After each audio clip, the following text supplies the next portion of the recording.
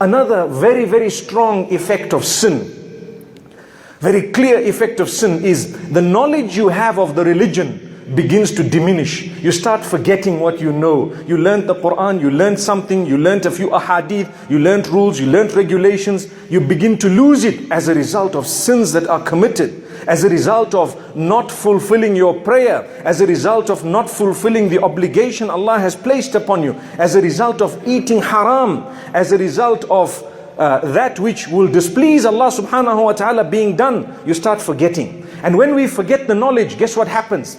You lose khashiyah, you lose concentration, and you lose the beautiful taste of worship.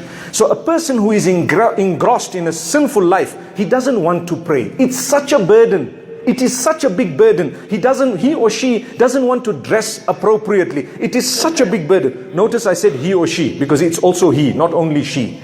You know, people think that rules regarding clothing more for women. The answer, or the reality is, do you know, a lot of the time some of the young boys wear tight clothing they're not supposed to be wearing. They show half their backsides, they're not supposed to be the case. They want to show off their chest, saying that it's only from the navel to the knee. That's not true. You need to cover respectfully in a dignified manner as a believer. May Allah subhanahu wa ta'ala grant us understanding. So it becomes so hard to dress properly because your life is filled with sin. Subhanallah, knowledge is gone. You find it so difficult to make wudu, like it's a burden because you're doing something wrong. That's the reason. So Allah takes away the sweetness of acts of worship from a person who sins.